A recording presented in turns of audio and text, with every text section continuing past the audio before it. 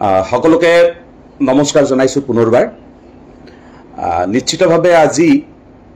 মাননীয় শিক্ষামন্ত্ৰী মহোদয়ে দিয়া এটা সাক্ষাৎকাৰত আপোনালোকে গম পাইছে যে শিক্ষাবৰ্ষ সলনিৰ বাবে ৰাজ্যিক সন্মিলনীৰ পৰা কৰা এটা সংবাদপত্ৰযোগে কৰা এটা আহ্বানক মাননীয় শিক্ষামন্ত্ৰী মহোদয়ে এখন সমিতি গঠনেৰে বিষয়টো বিবেচনা কৰাৰ বা পৰ্যালোচনা কৰাৰ এটা ইংগিত প্ৰদান কৰিছে আৰু এই কথাখিনি আজি তেখেতে সংবাদ মাধ্যমযোগে ঘোষণা কৰিছে। অত্যন্ত যোগাত্মক বাৰ্তা হিচাপে আমি ইয়াক গ্ৰহণ কৰিছোঁ। এই কাৰণেই যে যেতিয়া 2020 চনত কোভিডকালীন পৰিস্থিতিৰ সময়ত শিক্ষাবৰ্ষ সলনিৰ বাবে ৰাজ্য চৰকাৰৰ তৰফৰ পৰা কিছু সিদ্ধান্ত গ্ৰহণ কৰি তাৰ মতামত সংগ্ৰহ কৰা হৈছিল। সেই সময়তে ৰাজ্যিক সন্মিলনীৰ তৰফৰ পৰা আমি যুক্তিযুক্তভাৱে শিক্ষাবৰ্ষ সলনি নকৰাৰ পক্ষত আমি আছিলোঁ আৰু আমি এই কথাটো বিশ্লেষণ কৰি দেখুৱাইছিলোঁ যে শিক্ষাবৰ্ষ সলনিৰ ফলত প্ৰকৃতাৰ্থত পাঠদানৰ সময় কমি যাব আৰু তেতিয়া অসম চৰকাৰৰ তৰফৰ পৰা এটা ভোট গ্ৰহণৰ ব্যৱস্থা কৰিছিল। যিসকলে বিষয়টোৰ ওপৰত নজৰ ৰাখিছিল তেখেতসকলৰ নিশ্চয় মনত আছে যে তেতিয়া আমি সন্মানীয় শিক্ষক শিক্ষয়িত্ৰীসকলক আহ্বান জনাইছিলোঁ যে সকলোৱে ভোট দিব লাগে, কিন্তু ভোট দিয়া পৰিমাণ অত্যন্ত কম হ'ল আৰু ৰাজ্য চৰকাৰৰ পৰা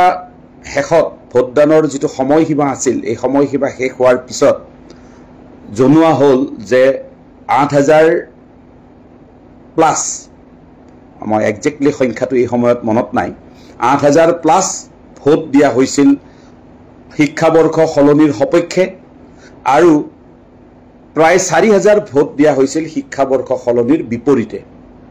অৰ্থাৎ 8,000 লোকৰ মতামতৰ ভিত্তিত এই শিক্ষাবৰ্ষটো সলনি হৈছিল আৰু ইয়াৰ পৰা আমি পিছৰ পৰ্যায়ত আমি দেখিলোঁ যে পাঠ্যক্ৰমৰ পাঠদান সন্দৰ্ভত ছাত্ৰ ছাত্ৰীসকলে ক্ষতিৰ সন্মুখীন হৈছে। এই কাৰণেই হৈছে যে যদিও 1 এপ্ৰিলৰ পৰা পাঠদানৰ কথা কোৱা হৈছে যে প্ৰথম সপ্তাহটো আমাৰ প্ৰস্তুতিত যায়, তাৰপিছত বিহু আহে, বিহুটো এটা দীঘলীয়া কাৰ্যসূচী, যদিও আমাৰ 3 দিন বন্ধ থাকে,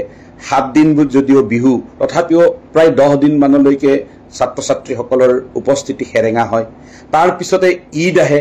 ঈদৰ বাবে 4-5 দিন বিদ্যালয়ত উপস্থিতি সেৰেঙা হয়। তাৰপিছতে বান আহিবলৈ আৰম্ভ কৰে, প্ৰথমটো বানে আমাক ক্ষতিগ্ৰস্ত কৰে, সেই সময়ত বিদ্যালয়ত পাঠদান ব্যাহত হয়। তাৰপিছতে গ্ৰীষ্ম আহে, গৰমৰ বাবে পাঠদান ব্যাহত হয়, আদি ইত্যাদি কাৰণত প্ৰথম পৰ্যায়ৰ যি পাঠদান হ'ব লাগে এই পাঠদানৰ সময় বা পৰিৱেশ আমাৰ হাতত বৰ কমি যায় আৰু সেই কথাখিনি আমি আগতেই অনুভৱ কৰিছিলোঁ আৰু তাক আমি যুক্তিযুক্তভাৱে দেখুৱাই দিছিলোঁ কেনেকৈ কিমান দিন পাঠদান কমিব। তাৰোপৰি আমাৰ যিটো পূৰ্বৰ শিক্ষাবৰ্ষ আছিল এই পূৰ্বৰ শিক্ষাবৰ্ষত ডিচেম্বৰ মাহত পৰীক্ষা শেষ হৈ যায় আৰু জানুৱাৰী মাহৰ প্ৰায় 10-12 তাৰিখ মানলৈকে যেতিয়া প্ৰস্তুতিৰ পৰ্ব চলি থাকে তেতিয়া পাঠদানটো নহয়, প্ৰস্তুতি পৰ্ব চলে আৰু তাৰপিছতে ভোগালী বিহু হয়, ভোগালী বিহুৰ পিছৰ পৰা পূৰ্ণোদ্যমে ক্লাছবোৰ আৰম্ভ হয়। এই সময়খিনিতে শীতৰ যিটো প্ৰকোপ সেইটো শেষ হয়, কিন্তু এতিয়া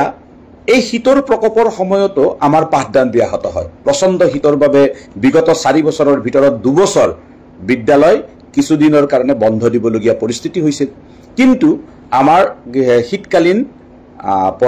বন্ধৰ ব্যৱস্থাৱলী নাই। এনেবোৰ অজস্ৰ কাৰণতে আমি শিক্ষাবৰ্ষ সলনিৰ বাবে তেতিয়াৰ পৰা আমি দাবী জনাই আহিছিলোঁ যাতে শিক্ষাবৰ্ষ পুনৰাই জানুৱাৰী ডিচেম্বৰলৈকে আহে আৰু যোৱাকালি 11 জুন তাৰিখে সংবাদ মাধ্যমৰ সৈতে হোৱা এটা সাক্ষাৎকাৰত সন্মিলনীৰ তৰফৰ পৰা আমি উপস্থাপন কৰিছিলোঁ যে ৰাজ্য চৰকাৰে পুনৰ এই বিষয়টো বিবেচনা কৰিব লাগে, কাৰণ এইটো উদাহৰণ আগতেও আছে। প্ৰায় সম্ভৱতঃ 2007-08 চন মানত হ'ব, মই একজেক্টলি চনটো মনত নাই, ৰাজ্য চৰকাৰে এবাৰ শিক্ষাবৰ্ষ সলনি কৰিছিল, কিন্তু পৰৱৰ্তী সময়ত পুনৰাই শিক্ষাবৰ্ষটো জানুৱাৰী ডিচেম্বৰলৈকে আনিছিল একেধৰণে পৰিস্থিতিগত কাৰণত যি কাৰণতেই নহওক কিয় যি চিন্তাৰেই নহওক কিয় যি মতামতৰ ভিত্তিতেই নহওক কিয় ৰাজ্য চৰকাৰৰ শিক্ষা বিভাগে জানুৱাৰী ডিচেম্বৰৰ পৰিৱৰ্তে এপ্ৰিল মাৰ্চ যি শিক্ষাবৰ্ষ নিৰ্ধাৰণ কৰিলে সেয়া ছাত্ৰ ছাত্ৰী শিক্ষক শিক্ষয়িত্ৰী আৰু শৈক্ষিক দিশৰ প্ৰকৃতাৰ্থত উত্তৰণৰ স্বাৰ্থত ইয়াক পুনৰাই জানুৱাৰী ডিচেম্বৰলৈকে আনিব লাগে এই কথাটো আমি সকলোৱে মই ভাবোঁ যে বিভিন্নজনৰ আমি সহমত যোৱাকালি এই বাৰ্তাটো দিয়াৰ পিছতে আমি পাইছোঁ মই সকলোকে অনুৰোধ কৰিম যে সকলোৱে এই বিষয়টোৰ আমি পুনৰাই এটা মতামত সংগ্ৰহৰ বাবে আমি ব্যৱস্থা কৰিম আৰু তাত আপোনালোকৰ মতামত প্ৰদান কৰিবৰ কাৰণে মই এই লাইভ যোগে আপোনালোকক অনুৰোধ কৰিছোঁ দ্বিতীয় প্ৰসংগটো হ'ল যে আমি SRDত যিসকল শিক্ষক নিযুক্ত হৈছিল এই নিযুক্তি পত্ৰখনত এটা সাংঘাতিক কথা উল্লেখ কৰা হৈছিল এই শিক্ষক শিক্ষয়িত্ৰীসকলে এনেই দৰমহা ভালেখিনি হ্ৰাস হোৱাৰ পিছত ভৱিষ্যতৰ নিৰাপত্তাৰ প্ৰয়োজনত তেখেতসকলে যথেষ্ট মানসিকভাৱে কষ্ট পোৱাৰ পিছতো ধনৰ যথেষ্ট ক্ষতি হোৱাৰ পিছতো তেওঁলোকে SRDৰ জৰিয়তে নিয়মীয়াকৰণ হৈছিল কিন্তু নিযুক্তি পত্ৰখনত লিখি দিয়া হৈছিল যে এবছৰ পিছতহে ইনক্ৰিমেণ্ট পাব আৰু লগে লগে বিষয়টো আমাৰ দৃষ্টিগোচৰ হৈছিল আৰু যোৱা 10 ছেপ্টেম্বৰ তাৰিখে মাননীয় শিক্ষামন্ত্ৰী ডাঙৰীয়ালৈ আমি এখন স্মাৰক পত্ৰ প্ৰদান কৰিছিলোঁ যিখন স্মাৰক পত্ৰত আমি কৈছিলোঁ যে এই যেটো 11 মহীয়া 12 মহীয়া ইনক্ৰিমেন্টৰ কাৰণে অপেক্ষাৰ সময় দিছে সেইটো কমাব লাগে আৰু সেইটো 6 মাহলৈ কমাই দিব লাগে বুলি আমি শিক্ষামন্ত্ৰী ডাঙৰীয়াক অনুৰোধ জনাইছিলোঁ কিন্তু আমি দেখিলোঁ যে শিক্ষামন্ত্ৰী ডাঙৰীয়াৰ আমি কৰা সেই অনুৰোধ কোনো কাৰ্যকৰী ব্যৱস্থা হোৱা নাছিল আমি আপোনালোকে যদি দেখা পায় এইখন স্মাৰক পত্ৰ আছিল 10 ছেপ্টেম্বৰ তাৰিখে দিয়া এইটো 10/9/2024 তাৰিখে দিয়া এখন স্মাৰক পত্ৰ আছিল ভালকৈ হয়তো দেখা নাই এতিয়া কথাটো হ'ল তাৰ পিছত আমি এই বিষয়টো বাৰে বাৰে যিটো পৰ্যায়তে পাৰো ডাইৰেক্টৰ কমিশনাৰ মন্ত্ৰী সকলো পৰ্যায়তে লৈ গৈ আছিলোঁ যোৱা 30 মে তাৰিখে আমাৰ মাননীয় মুখ্যমন্ত্ৰী মহোদয়ে আৰ্লি প্ৰসংগত এটা আলোচনাৰ বাবে শিক্ষক সংগঠনসমূহক আমন্ত্ৰণ কৰিছিল আৰু সেই দিনাখন সুবিধাটো লৈ সেই যদিও বিষয়টো অন্যান্য বিষয় আলোচনাৰ কাৰণে সুবিধা নাছিল তথাপিও আমি SRDৰ শিক্ষকসকলৰ এই বিষয়টোক লৈ মুখ্যমন্ত্ৰী ডাঙৰীয়াক অনুৰোধ কৰিছিলোঁ যে যেহেতু এই শিক্ষক শিক্ষয়িত্ৰীসকলে 12 মাহ বুলি যদিও কৈছে প্ৰকৃতাৰ্থত 22 মাহ অপেক্ষা কৰিবলগীয়া হ'ব গতিকে এই সময়সীমাটো 10 মাহলৈকে হ্ৰাস কৰি দিবৰ কাৰণে আমি মুখ্যমন্ত্ৰী মহোদয়ক অনুৰোধ কৰিছিলোঁ আৰু সেইদিনাই মুখ্যমন্ত্ৰী মহোদয়ে আমাৰ সন্মুখতে এই বিষয়টো তৎকালীনভাৱে সমাধান কৰিবলৈ বিষয়াসকলক নিৰ্দেশ প্ৰদান কৰিছিল আমি আশা কৰিছোঁ যে জুলাই মাহৰ এই ইনক্ৰিমেন্ট সকলো SRDৰ শিক্ষক শিক্ষয়িত্ৰীসকলে পাবলৈ সক্ষম হ'ব আৰু এইটো সক্ষম হোৱাৰ লগে লগে আমি SRDৰ নিযুক্ত শিক্ষক শিক্ষয়িত্ৰীসকলৰ বাবে যিখিনি প্ৰয়োজনীয় অন্যান্য সা সুবিধাৰ কাৰণে কৰিবলগীয়া আবেদন নিবেদন এইখিনি নিশ্চিতভাৱে আমি আগবঢ়াই লৈ যাম দ্বিতীয়তে এই প্ৰসংগতে আমি সেইদিনাখনেই আমাৰ স্নাতক প্ৰশিক্ষণপ্ৰাপ্ত শিক্ষক শিক্ষয়িত্ৰীসকলৰ পৰা কাঢ়ি নিয়া 8700 প্ৰসংগক আমি উপস্থাপন কৰিছিলোঁ পুনৰাই মাননীয় মুখ্যমন্ত্ৰী মহোদয়ে পৃথকভাৱে এই গোটেই বিষয়টো আলোচনা কৰাৰ কাৰণে সহমত প্ৰকাশ কৰিছে আৰু আমি এটা কথাই স্পষ্টভাৱে মুখ্যমন্ত্ৰী মহোদয়ক জনাইছিলোঁ যে ভাৰতবৰ্ষৰ কোনো ৰাজ্যত এনেকুৱা নজিৰ নাই যে এবাৰ পোৱা দৰমহা কৰবাত কাটি লৈ যায় এনে ধৰণৰ নজিৰ নাই গতিকে অসম চৰকাৰে কৰা এই নজিৰটো বন্ধ কৰিব লাগে আৰু 8700 টকা ঘূৰাই দিব লাগে যেহেতু ৰাজ্যৰ প্ৰাথমিক বিদ্যালয়ত শিক্ষক নিযুক্তিৰ ক্ষেত্ৰত হয় হায়াৰ সেকেন্ডাৰীত 50% অৰ গ্ৰেজুৱেট বুলি এপইন্টমেন্ট দি আছে গতিকে যাতে কোনো কাৰণতে এই শিক্ষকসকলৰ প্ৰতি হোৱা অন্যায় এটা ইতিহাস হৈ ৰৈ নাযায় তাৰ কাৰণে মুখ্যমন্ত্ৰী মহোদয়ক আমি অনুৰোধ কৰিছিলোঁ আৰু আমি মুখ্যমন্ত্ৰী মহোদয়ে প্ৰতিশ্ৰুতি দিয়াৰ ধৰণে অতি সোনকালে এই বিষয়টো এটা আলোচনা হ'ব বুলি আমি আশা প্ৰকাশ কৰিছোঁ তাৰোপৰি আমি এই সমগ্ৰ বিষয়টো আদালতৰ মজিয়াত এতিয়াও কিন্তু এটা গোচৰাধীন বিষয় হিচাপে চলি আছে তাৰ মাজতে আমি সমান্তৰালভাৱে আমি আলোচনা পৰ্যায়তো এই বিষয়টো কেনেকৈ আগবঢ়াই নিব পাৰি এই বিষয়ে প্ৰচেষ্টা কৰি আছো আসলতে আজি লাইভত অহাৰ বিষয় দুটা কোৱা হৈছে যদিও দুজন মানে কেইজন মানে এটা মন্তব্য দিছে প্ৰধান শিক্ষক সন্দৰ্ভত ইতিমধ্যে প্ৰধান শিক্ষকৰ বাবে মাননীয় মুখ্যমন্ত্ৰী মহোদয়ে যোৱা 30 মে তাৰিখে যেতিয়া আমি আলোচনাত গৈছিলোঁ তেতিয়া মাননীয় শিক্ষামন্ত্ৰী মহোদয়ক স্পষ্টভাৱে এই বিষয়টো অতি সোনকালে সমাপন শেষ কৰিবৰ কাৰণে নিৰ্দেশ দিছে আৰু শিক্ষামন্ত্ৰী মহোদয়ে যোৱা 5 জুন তাৰিখে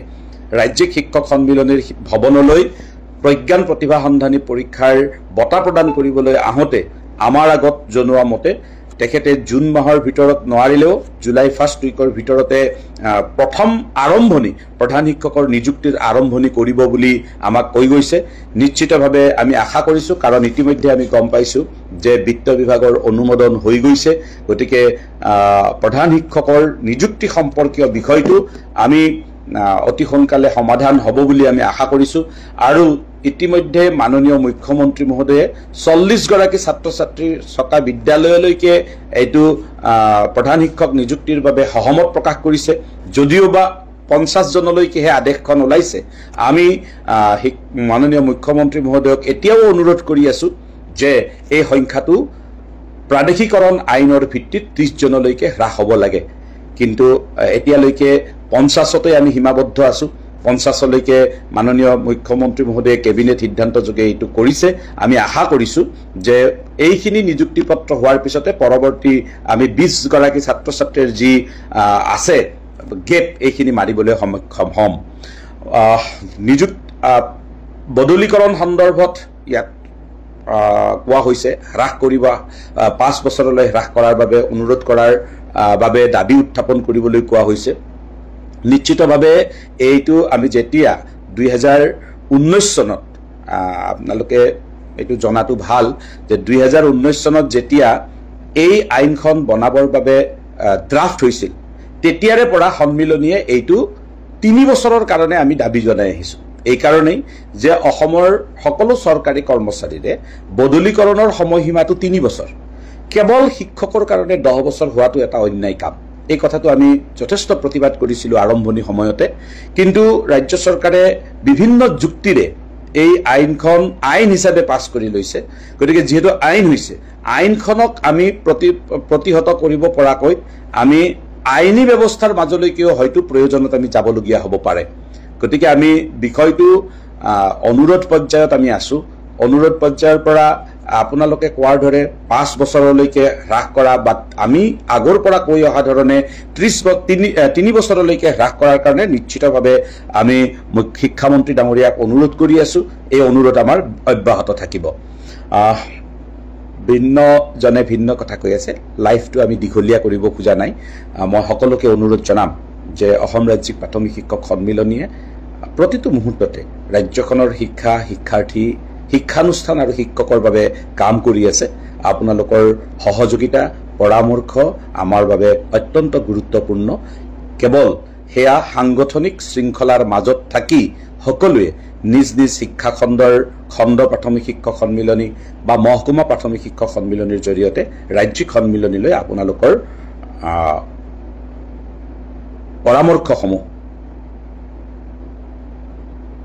পৰামৰ্শসমূহ প্ৰদান কৰিবলৈ মই অনুৰোধ জনাইছো ইয়াত এগৰাকী ছাৰে সুধিছে শ্ৰেণী অনুপাতে শিক্ষক দিবনে আপোনাৰ এনে ধৰণৰ প্ৰশ্নবোৰ আইনগত প্ৰশ্ন RTE এক্টখনে আমাক কেনে ধৰণে বন্ধন কৰি ৰাখিছে আপোনালোকে নিশ্চিতভাৱে জানে RTE এক্টৰ সংশোধনৰ বাবে আমি ৰাজ্য আৰু কেন্দ্ৰ চৰকাৰক বাৰে বাৰে দাবী জনাই আহিছো দুটা বিষয় এটা হ'ল এডমিশনৰ কাৰণে বয়সৰ সময়সীমা আৰু দ্বিতীয়টো হ'ল শিক্ষক ছাত্ৰৰ অনুপাত যেটো নিৰ্ধাৰণ কৰা হৈছে এই দুইটা সংশোধনৰ কাৰণে আমি অনুৰোধ জনাই আহিছো দাবী জনাই আহিছো এহতিয়াভাৱে আমি বিগত বছৰতো আমি কেন্দ্ৰ চৰকাৰলৈ RTE এক্ট সংশোধনৰ বাবে আবেদন কৰিছো আমি আমাৰ চিন্তাই কয় RTE এক্ট সংশোধন কৰি আমি শ্ৰেণীয়ে প্ৰতি শিক্ষক দিয়াৰ ব্যৱস্থাটো RTE এক্টৰ ভিতৰত আনিব নোৱাৰালৈকে আমি এই ধৰণে কৈ আমি ৰাজ্য চৰকাৰক সন্মান কৰাব নোৱাৰিম। সেয়েহে আমি RTE Act সংশোধনৰ বাবে এটা প্ৰবল জনমত সৃষ্টি কৰাৰ বাবে ইতিমধ্যে আমি নতুন পদক্ষেপ কেইটামান গ্ৰহণ কৰিছোঁ। আপোনালোকক অতি সোনকালে এইখিনি অৱগত কৰিম। এইখিনি প্ৰাৰম্ভিক পৰ্যায়ত আছে, আলোচনা বিলোচনা চলি আছে, গতিকে সিদ্ধান্ত যিহেতু হোৱা নাই মই আপোনালোকক জনাব খোজা নাই। সিদ্ধান্ত গ্ৰহণৰ লগে লগে আপোনালোক সকলোৱে গম পাব। ৰাজহুৱা শিক্ষাৰ উত্তৰণৰ স্বাৰ্থত, ৰাজহুৱা শিক্ষা ৰক্ষাৰ স্বাৰ্থত আমি অচিৰেই অসমৰ ভিন্ন জাতীয় সংগঠন আৰু শিক্ষক সংগঠনসমূহৰ সৈতে একত্ৰিতভাৱে এনেধৰণৰ পদক্ষেপবোৰ গ্ৰহণ কৰিবলৈ আগবাঢ়িম।